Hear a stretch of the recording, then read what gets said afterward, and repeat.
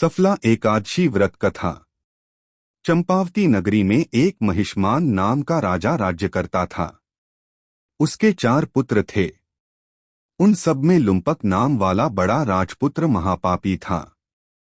वह पापी सदा परस्त्री और वेश्यागमन तथा दूसरे बुरे कामों में अपने पिता का धन नष्ट किया करता था। सदैव ही देवता, ब्राह्मण, वैष्णवों की निंदा किया करता था। जब राजा को अपने बड़े पुत्र के ऐसे कुकर्मों का पता चला तो उन्होंने उसे अपने राज्य से निकाल दिया। तब वह विचारने लगा कि कहाँ जाऊं, क्या करूं। अंत में उसने चोरी करने का निश्चय किया। दिन में वह वन में रहता और रात्रि को अपने पिता की नगरी में चोरी करता तथा प्रजा को तंग करने और उन्हें मारने का कुकर्म करता।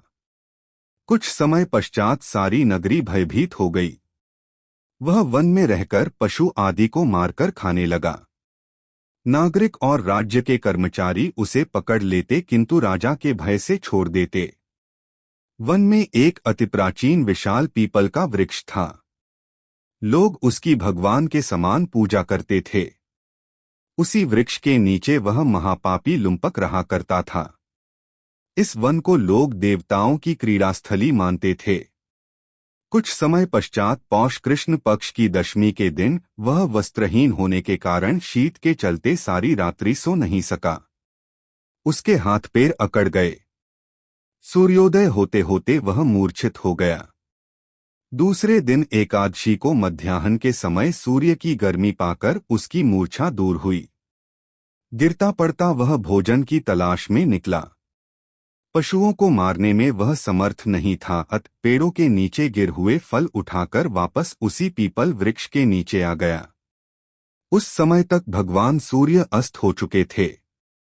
वृक्ष के नीचे फल रखकर कहने लगा, हे भगवान, अब आपके ही अर्पण है ये फल, आप ही तृप्त हो जाइए। उस रात्रि को दुख के कारण रात्रि को भी नींद नहीं आई। उसके इस उपवास और जागरण से भगवान अत्यंत प्रसन्न हो गए और उसके सारे पाप नष्ट हो गए। दूसरे दिन प्रात एक अति सुंदर घोड़ा अनेक सुंदर वस्तुओं से सजा हुआ उसके सामने आकर खड़ा हो गया। उसी समय आकाशवाणी हुई कि हे राजपुत्र, श्रीनारायण की कृपा से तेरे पाप नष्ट हो गए हैं। अब तू अपने पिता के पास जाकर राज्य प्राप्त कर। ऐसी वाणी सुनकर वह अत्यंत प्रसन्न हुआ और दिव्य वस्त्र धारण करके भगवान आपकी जय हो कहकर अपने पिता के पास गया।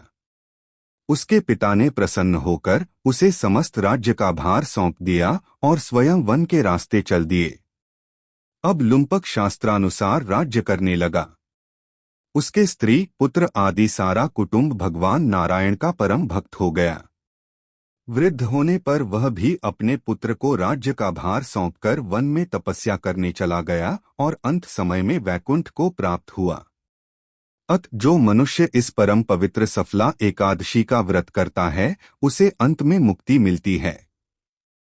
जो नहीं करते वे पूंछ और सींगों से रहित पशुओं के समान हैं। इस सफला एकादशी के महात्म्य को पढ़ने से अथवा श्रवण करने से मनुष्य को अश्वमेध यज्ञ का फल मिलता है। वीडियो पसंद आया तो वीडियो को लाइक करके चैनल को सब्सक्राइब कर लीजिए, क्योंकि इस चैनल पर आपको ऐसे ही वीडियोस मिलते हैं।